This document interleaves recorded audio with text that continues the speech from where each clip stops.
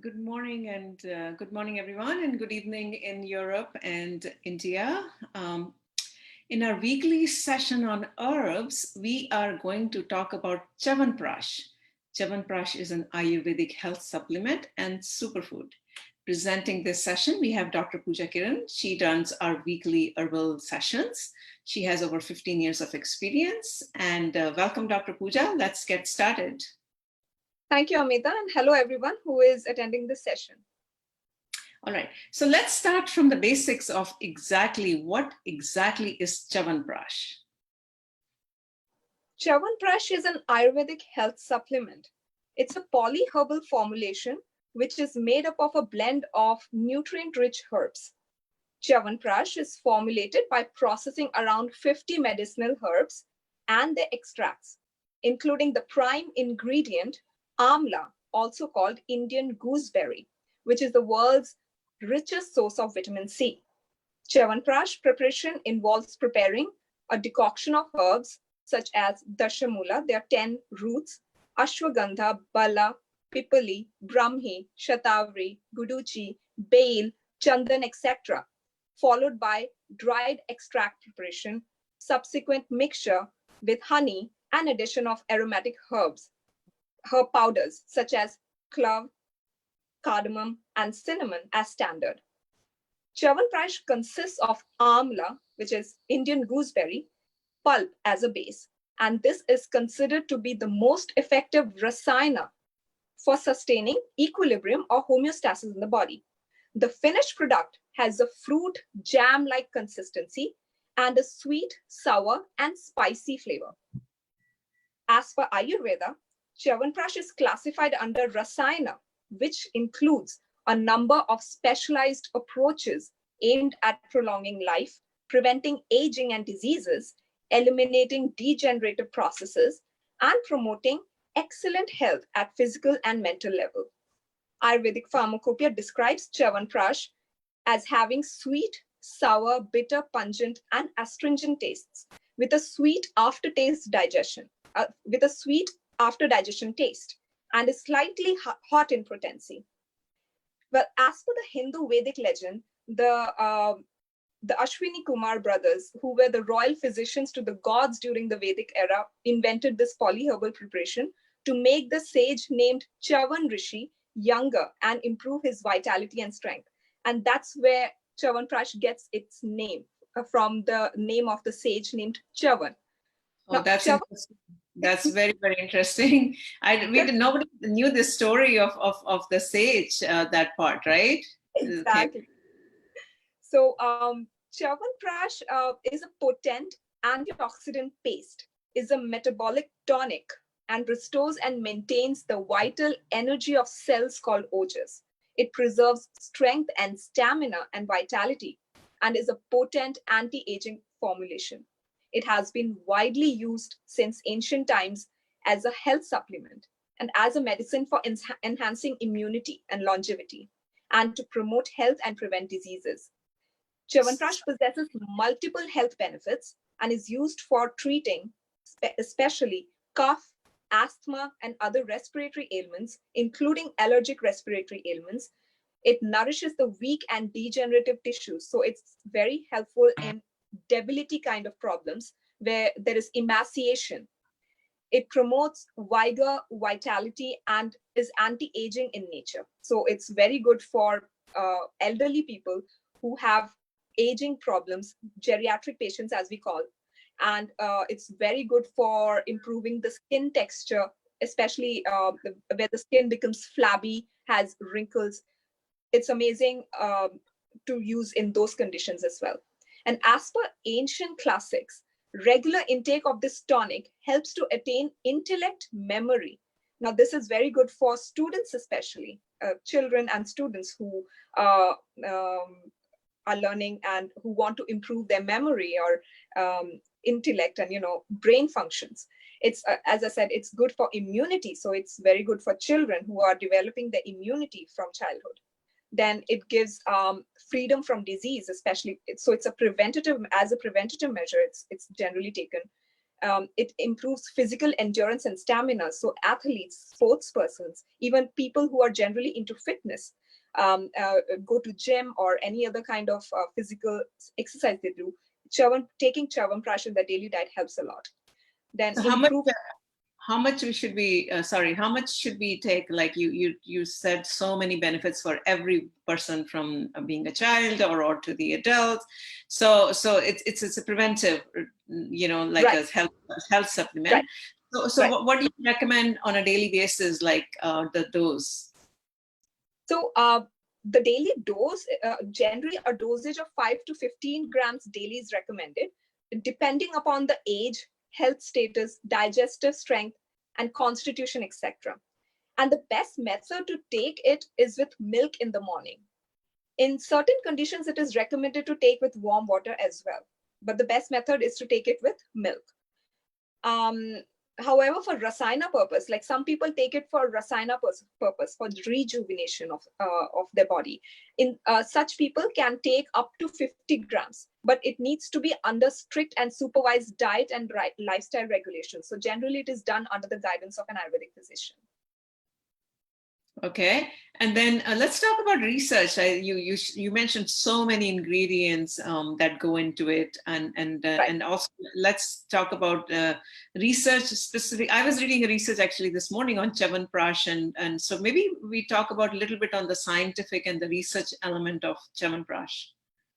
Certainly, a lot of studies have been conducted and are still being conducted on various aspects of Chyawanprash's therapeutic properties. It has because it has over 50, it has 37 herbs, and then it has additional, herbs that are added in powder form, and some other non-herbal ingredients such as honey, jaggery, sesame oil, and ghee. So all these have so many properties. So because it is such a blend of nutrient-rich herbs, it has a lot of properties which are specific to those herbs. A lot of research has been done on stress and anxiety, depression, insomnia. A lot of research has been done on the antioxidant properties which help in anti-aging. As I said, this was formulated by, the legend says that it was formulated by those royal physicians to bring back the youth and vitality of Chavan Rishi. So that is why it has a lot of importance in anti-aging properties. It revitalizes the tissues and cells. So that's why it improves the ojas. Now, ojas is the vital energy of the cells in each cell of the body, the eventual product of digestion, metabolism, assimilation. All this eventually leads to the formation of ojas, or the vital energy, which is important for the sustenance of life. So rasayana preparations, generally all rasayana preparations are aimed towards maintaining ojas, but Chyawanprash has found its place over centuries of usage. Many people over these centuries have used it and have found it helpful, and that is why it is so famous even now. I mean, people would not use something which is not showing results. And of course, there are a lot of research to be done on as per the modern aspects to understand the bioactive ingredients present in each of in this preparation, and why this special kind of a preparation with all these herbs is giving us so many multi applicability in the body. So a lot of research is being done as well, and this, as per the usage itself, people have found a lot of improvement. That's why people just take it as a general herb supplement for diet. Even it's most of the companies are even manufacturing it as over-the-counter herb supplement. Sure. I think we can all buy it from. I think all over the world, for that matter, you can buy online. We are not trying to say which brand one should buy from our users. Yeah. this is just an education session on Chyawanprash. The other thing is how, like you talked about so many ingredients that go into Chyawanprash. How much time does it take for preparation? Maybe just the method of preparation you can highlight a little bit. Sure. So generally, it is a tedious process to make this rasayana, because first of all, you need to procure all these herbs, and there's a specific quantity of each herb. So, but there are many people who actually make this rasayana at home as well, if they are able to procure these herbs. There are 37 herbs which are made into a decoction. So you take these herbs, there is a specific quantity of each herb, there is a specific proportion, and then around 16 liters of water is taken in a big cauldron, and all these herbs are put into it, and then a decoction is made out of it. That means that the 16 liters of the water is reduced to around 4 liters. It's reduced to 1/4, and that's how the decoction is made. And then that decoction is strained, and then around 500 amla gooseberries, fresh gooseberries, are taken and made. They are tied into a potli, like a in a muslin cloth. They're tied together, and then they're immersed in this decoction, and then they're cooked. And then finally, once they are cooked, this amla is taken out. They are de-seeded, and the pulp is taken out. The fibers are removed, and the soft, wet pulp of this amla is then fried in ghee, and then jaggery, honey. Honey is actually added as the last, because honey should not be heated. So added, then powdered extracts are added, and constantly need to churn it, stir it around. Yeah, and then it becomes like a thick jam consistency, pasty consistency. And then some aromatic herbs are also added at the end, like clove, cinnamon, cardamom. These are added as standard. And then finally, a certain quantity of honey is added, and then that's how it's made in general. It's a very elaborate process, a very laborious process, I should say that. Exactly, yeah. It takes a lot of time, well, in Asia, in India especially, it's easy to get all these herbs, because there are over 40 herbs, just herbs, and then there are so many other non-herbal ingredients as well. So if you're able to procure that, and if you have the time, I would suggest, if you are interested, your curiosity, then definitely try this. And practice makes perfect. It might not come out the best the first time, but there are many people who actually have tried this at home, and they make this as to be used. Oh, that's so. You mentioned about earlier in our earlier sessions with you, we had talked about Ayurveda having 6 different type of taste, and we had talked about some of these, like now Chyawanprash. It has 3 tastes or 4 tastes. How many tastes out of the 6 tastes it has?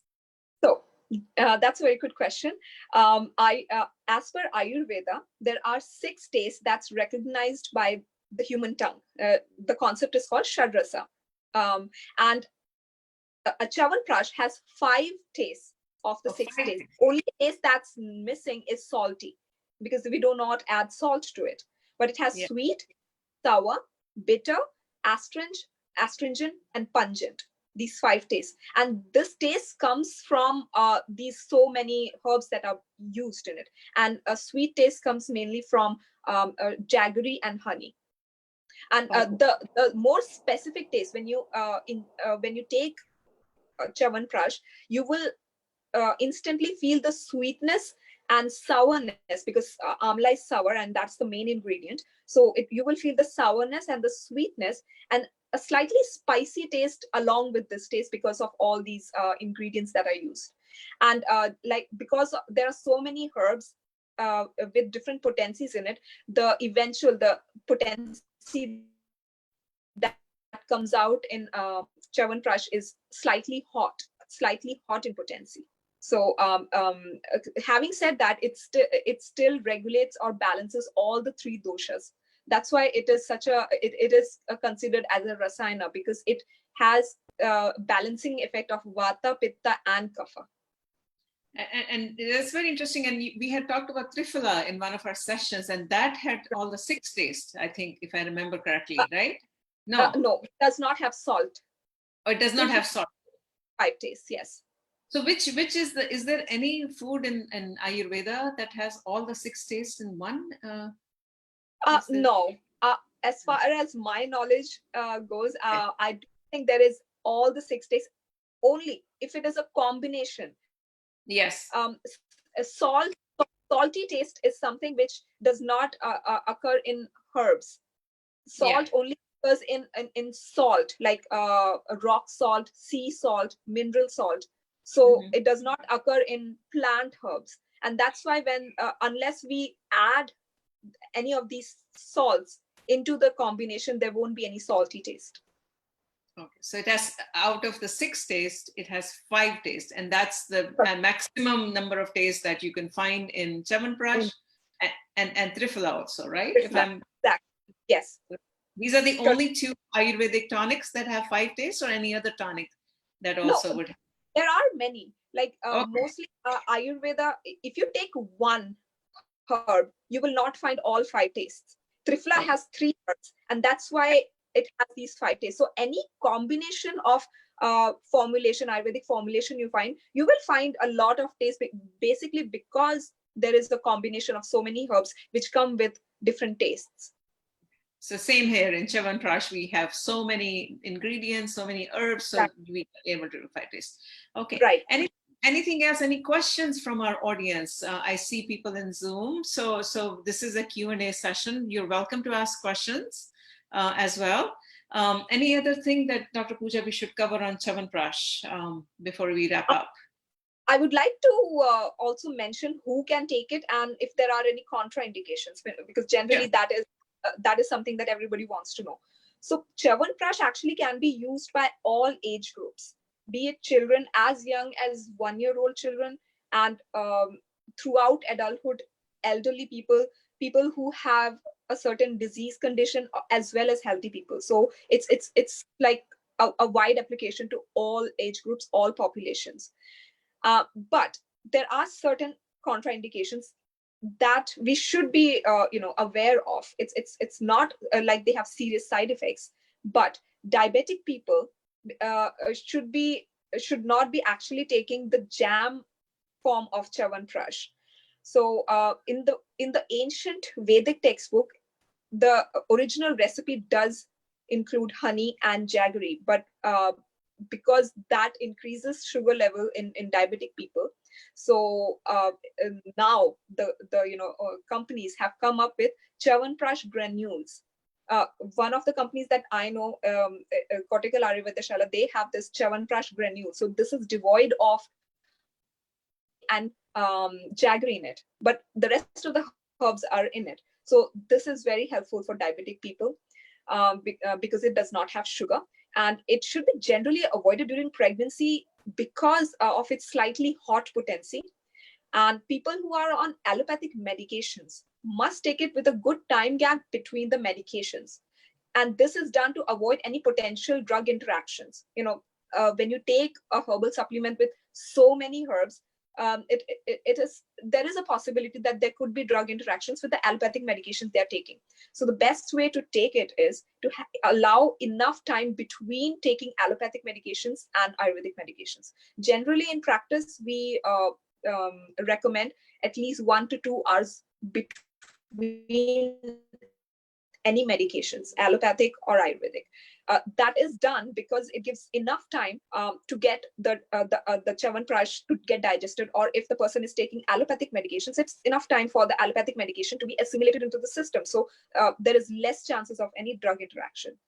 And it's another reason I would like to mention is that Chyawanprash, because it is a very rich preparation. It has ghee, it has sesame oil, it has so many herbs, it has honey, jaggery. So it's a little heavy to digest. So generally, it's recommended to be taken in the morning. Empty stomach is the best way to take it. with milk is the best adjuvant to take it with. And we need to allow certain amount of time, at least half an hour to 45 minutes, for the Chyawanprash to actually get digested and then have food. Because there have been cases where people, take Chyawanprash, and before it's digested, they have food, and then sometimes vomiting or nausea happens, and that is because the Chyawanprash has not digested completely. So this could be something that someone who's taking Chyawanprash should keep in mind, and that's the main reason why it's not recommended at bedtime also, because taking Chyawanprash as bedtime and then going to sleep, it does not allow the Chyawanprash to get digested properly. These are very, very helpful tips for everyone. Any other questions anyone has who's attending this webinar? You're welcome to ask questions. I think precaution for any of the herbs is very important to know, because right now we are living in the day and age that we used to take medication before, and now we are popping in herbs. Yeah, okay, let's take this, let's take that. So, but each of these Correct. things have to be modulated or moderated, in moderation, I should say that.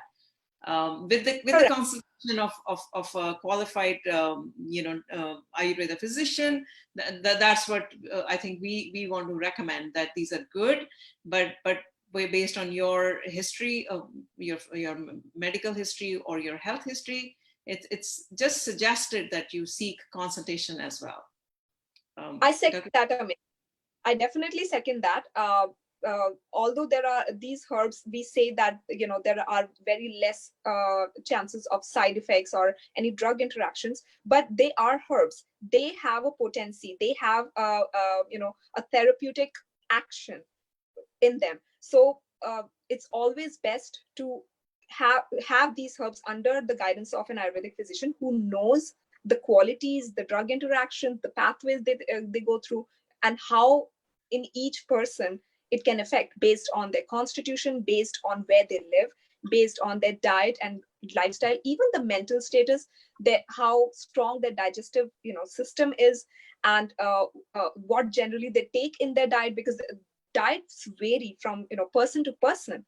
Even within the same culture, people have different diets, and based on their diet, what herb is best, which will give them the maximum benefit. So there are lots of factors like that needs to be considered before prescribing these herbs.